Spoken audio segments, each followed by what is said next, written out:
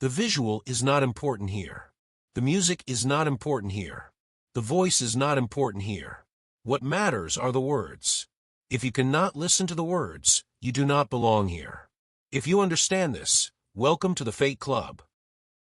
There is a phase that does not announce itself with crisis or revelation, because nothing actually breaks in a way that would justify attention, and yet something essential quietly withdraws, like a system no longer receiving power while the lights remain on, and people often mistake this for laziness, depression, or a temporary loss of motivation, because the surface of life continues to function while the inner mechanism that once demanded participation begins to slow without asking for permission. This phase rarely comes with insight because insight belongs to a mind that still wants to understand, categorize, and respond, while what is happening here unfolds beneath interpretation as a gradual reduction of inner friction, a subtle loss of urgency, and an unfamiliar distance from impulses that once felt unavoidable. In the earlier lower consciousness configuration, attention was constantly pulled outward, tethered to comparison, reward, fear, and expectation, and the nervous system learned to interpret pressure as meaning, movement as proof of existence, and reaction as safety, which is why stillness once felt threatening and silence felt empty. As this configuration begins to dissolve, not through effort but through exhaustion, the body stops producing the same chemical insistence to engage, and the individual may notice that arguments lose their charge, ambitions lose their flavor, and previously important narratives fail to generate emotional response, not because they were resolved, but because the internal circuitry that fed them is no longer prioritized. This shift is not experienced as progress, because progress implies direction, and direction implies a goal, while this process moves without orientation, like a biological recalibration that no longer optimizes for survival through dominance or accumulation, but for stability through reduction of noise. Time behaves differently here, not as a mystical distortion, but as a practical change in how the mind sequences events, because without constant anticipation or regret, the sense of time compresses into a flatter, less dramatic flow, where days are neither rushed nor wasted, but simply pass through awareness without resistance. In this state, authority begins to feel strangely irrelevant, not as rebellion, but as disinterest, because external structures rely on internal compliance, and compliance requires the belief that something essential is at stake, which quietly fades as the nervous system no longer interprets existence as a competition that must be won. The body often speaks first during this transition, through unexplained fatigue, changes in sleep, slower reactions, and a reduced tolerance for overstimulation, because it is the body that adapts before the mind invents explanations, and adaptation here means conserving energy that was once spent on constant alertness. This is why many experience a period where productivity drops without any corresponding relief, creating confusion, because the old metrics still exist while the internal drive that powered them has disengaged, leaving behind a sense of suspension rather than freedom.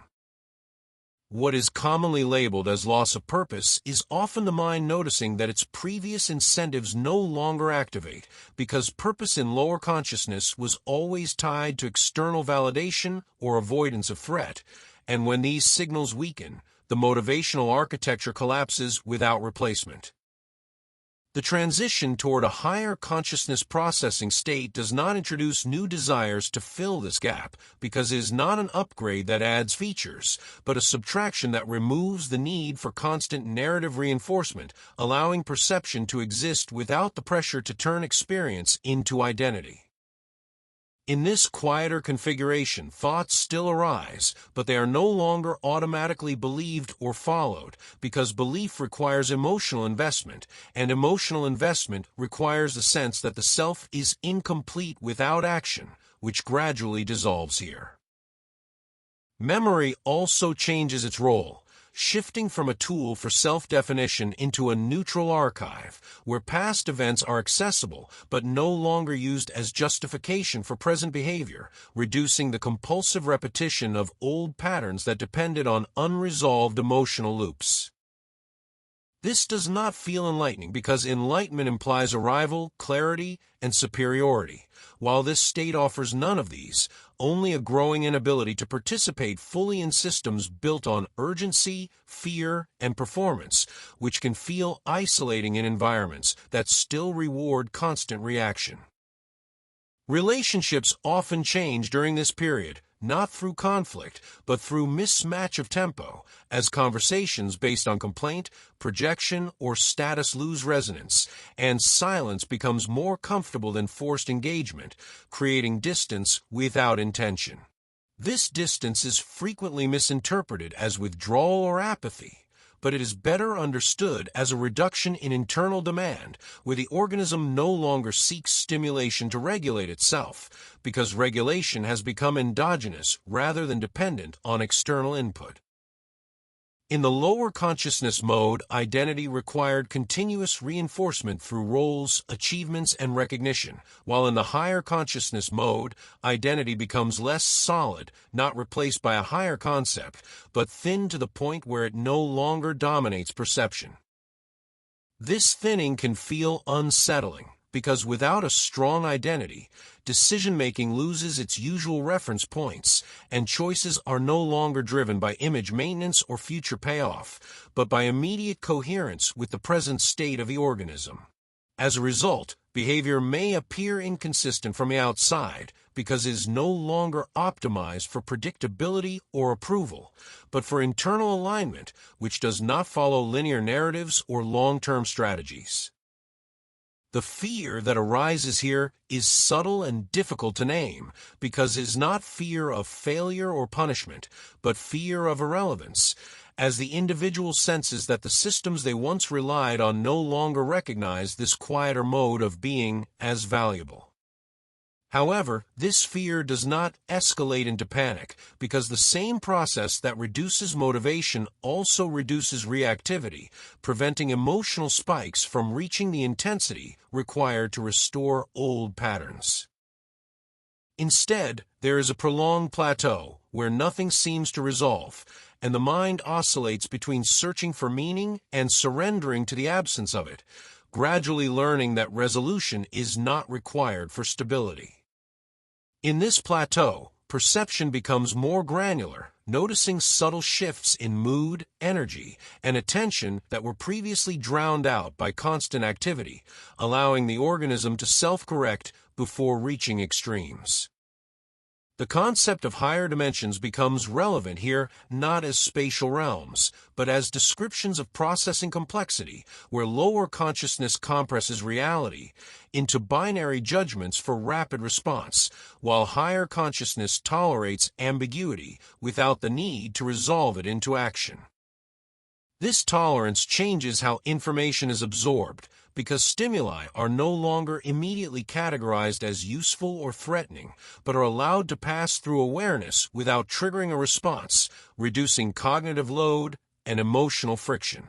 As this becomes more stable, the sense of separation between inner and outer experience softens, not through unity or transcendence, but through the recognition that most internal reactions were learned responses rather than inherent truths.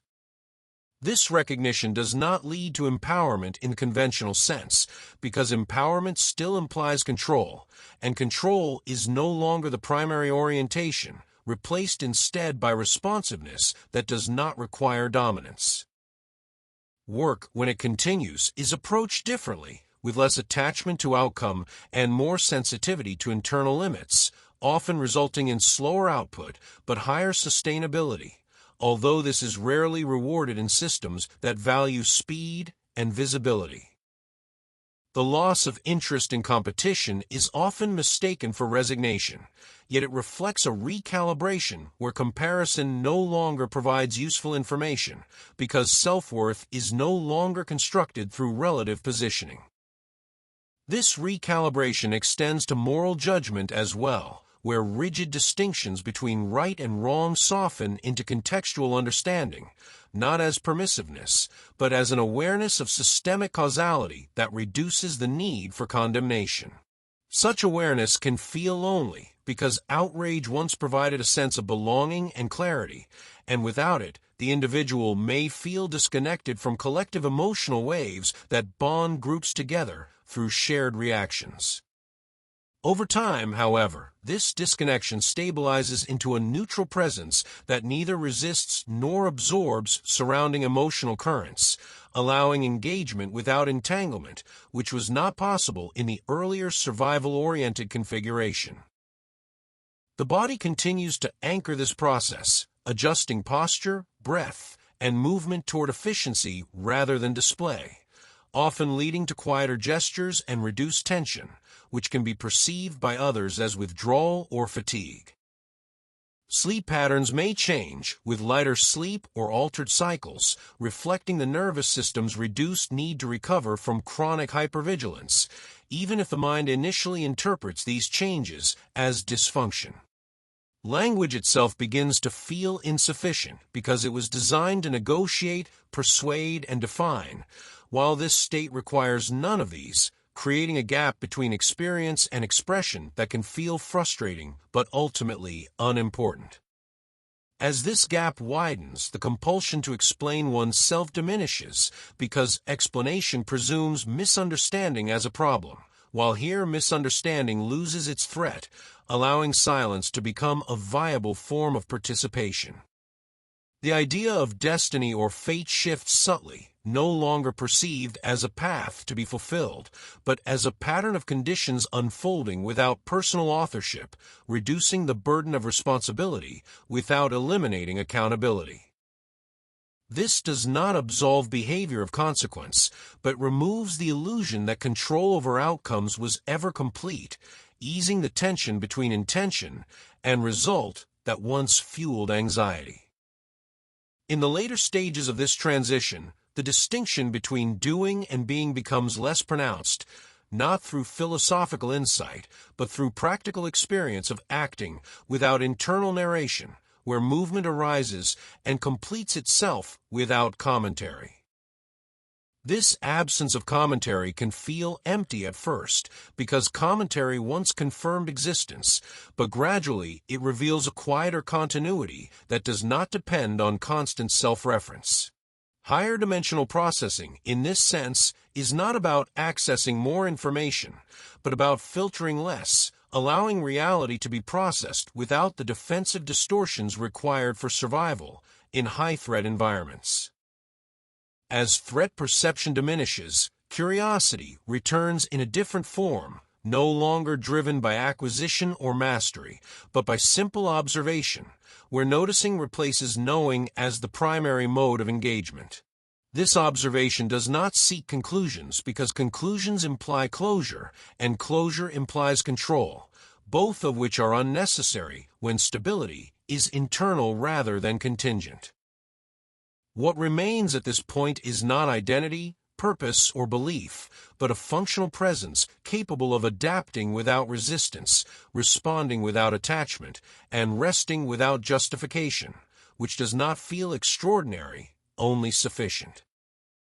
The process does not end here, nor does it promise improvement, because it is not a trajectory but a settling, where layers of conditioned urgency fall away until what remains no longer needs to prove its legitimacy through action or explanation.